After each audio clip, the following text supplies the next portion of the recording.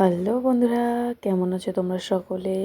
দেখো, সকাল সকাল ঘুম থেকে উঠে কাজবাজ করে নিয়ে চা আর রুটি, আজকে বিস্কিট বাদ দিয়ে আমি রুটি সবাইকে চা দিয়ে দেব।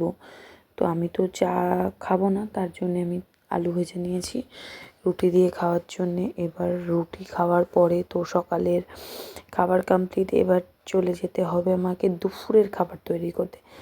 লাউ কেটেছিলাম, লাউয়ের ছিলকা ভেজেছি আলু দিয়ে, আর লাউটাকে করব চিংড়ি মাছ দিয়ে।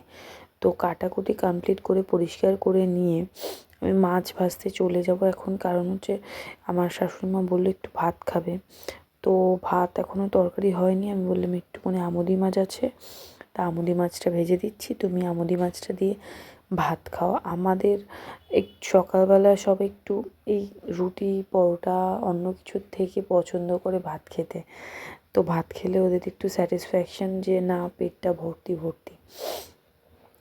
তো এদিকে রান্না করতে করতে ভাবলাম ঘরের সামনেটায় খুবই ঘাসগুলো বড় বড় হয়ে গিয়েছে, তা সেগুলো পরিষ্কার করে দিই। পরিষ্কার না করলে এই ঘাসগুলোর ভিতরে এখন যেহেতু শীতকাল, কেউ এসে শুয়ে থাকবে, কেউ এসে মানে কোনো সাপ যদি এখানে এসে রোদ্দুরের তাপ নেয়, তখন তো আমি দেখতে পাবো না। আর আমার ছোট্ট ছেলে আছে, তারপরে লাকি আছে ছোট, ও এদিক ওদিকে যায়, তো সাপ যদি এসে শুয়ে থাকে তখন একটু বেশি জিনিসটা গুরুতর হয়ে যাবে, তার থেকে আগে থেকেই পরিষ্কার করে নিই। এই ভেবে এই জায়গাটা পরিষ্কার করছিলাম ঝটপট করে।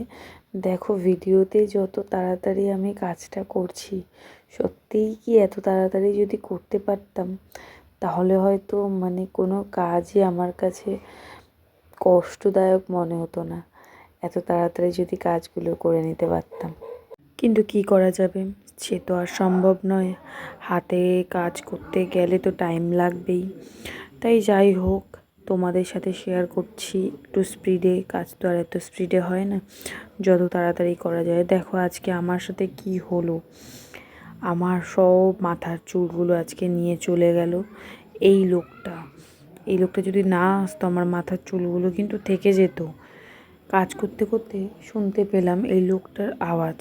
এই লোকটার আওয়াজ শুনে ডাক দিলাম যে চুল কত করে বিক্রি করছে, তা বলল 6,000 টাকা।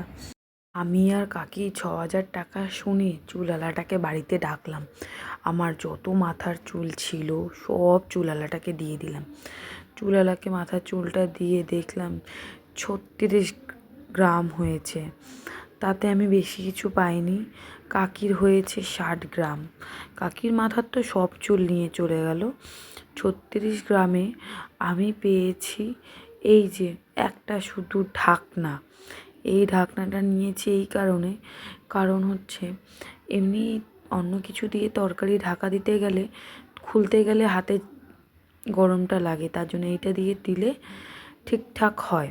তাই এই ঢাকনাটা আমি মেপে নিয়ে ঢাকনাটা নিয়ে নিলাম, আর 180 টাকা ফিরেছে।